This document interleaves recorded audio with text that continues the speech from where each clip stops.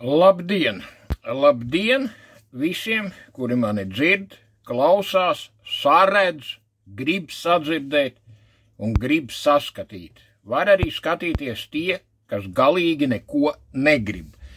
Šodien man pilnīgi un absolūti vispār pat iespēja gandrīz vai nav fiziski kaut ko ierakstīt, un arī vēlmes principā nebija pilnīgi nekādas.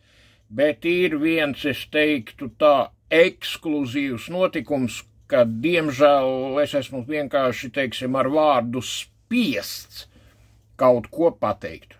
Nezinu, cik tas jums liksies pareizi, nepareizi, muļķīgi, bērnišķīgi, bet varbūt ļoti valstiski svarīgi un nozīmīgi.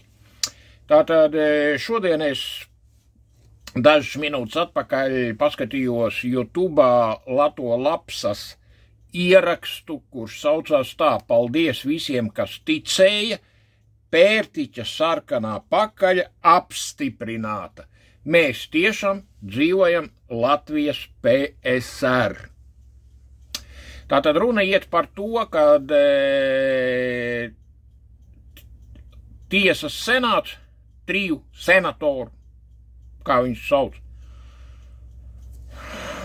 personās ir apstiprinājuši, vai tur nospļauties, kā tas saucās juridiski, lēmumu, ar kuru Latvijā ir aizliegts, un to pierāda šis Lato Lapsas gadījums, čekistus saukt par čekistiem, komunistus par komunistiem, un čekistus un komunistus kopā par kolaborantiem.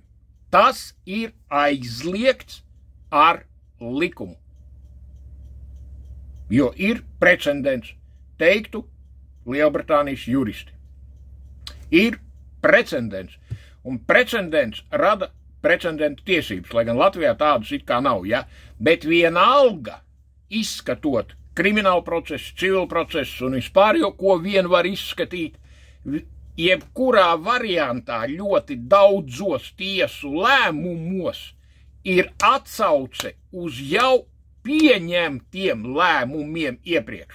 Es domāju, ka šeit pat juristi saprot, par ko es runāju, lai gan es esmu tāds jurists, kā, līdzīgi kā es varētu būt baletdejotājs Žizelē, kaut kas tam līdzīgs. Bet, ir viens bet.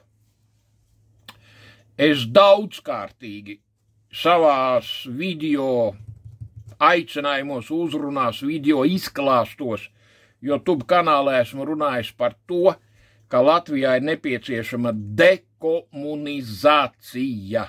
Reāla. Tas ir pirmkārt.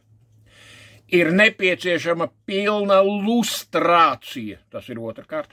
Kura skar tajā skaitā tiesnešu korpusu. Un tā tālāk un joprojām. Tātad man ir tiesības, kā Latvijas valsts pilsonim, kā cilvēkam un Latvijas valsts pilsonim, kura vecāki, vecvecāki, un tā tālāk, nekad nav bijuši komunistiskās partijas biedri vai biedra kandidāti, bet tieši otrādi.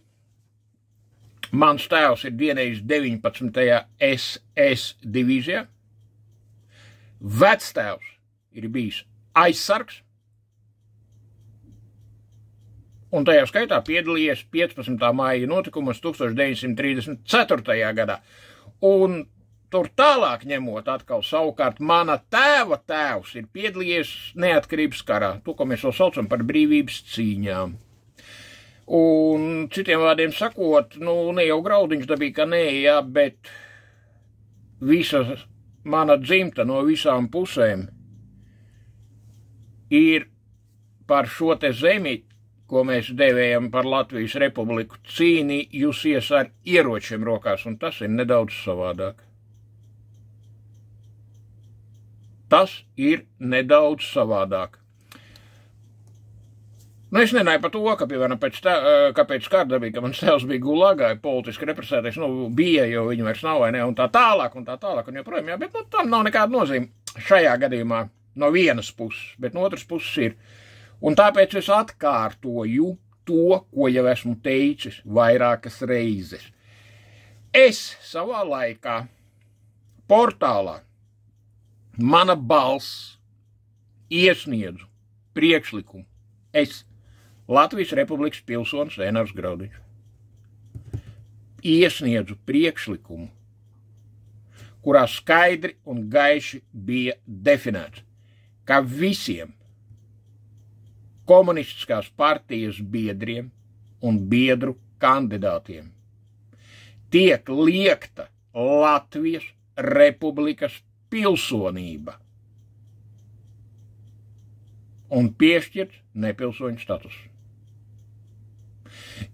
Kā neviens bijušais Latvijas komunistiskās partijas biedrs vai biedra kandidāts neatkarīgi no partijā iestāšanās vai izstāšanās laika nav tiesīgs vispār strādāt jebkādās Latvijas Republikas valsts un pašvaldības iestādēs, institūcijās, aģentūrās un tā tālāk un joprojām. Skaidri un gaiši. Jo pretēji būtu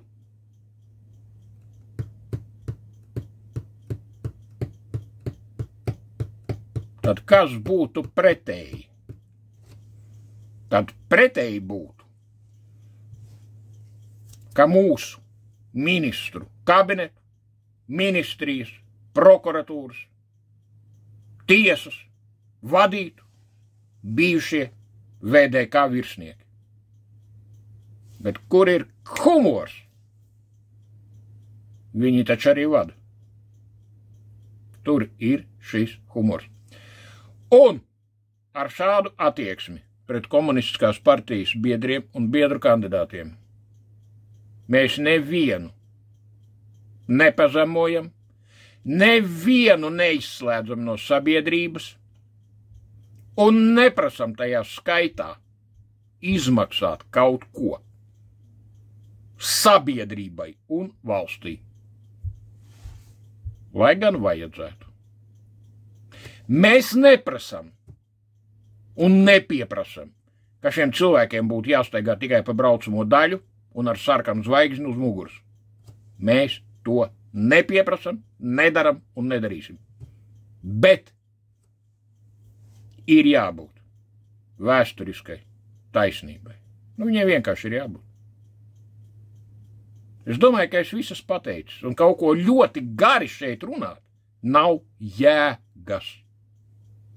Es domāju, kad es esmu pateicis kaut ko tādu, par ko var būt kādam kaut kas ienāks galvā un liks pakustināt smadzenes. Visu labu! Paldies, ka jūs veltījāt man 8 minūtes un 47 sekundes.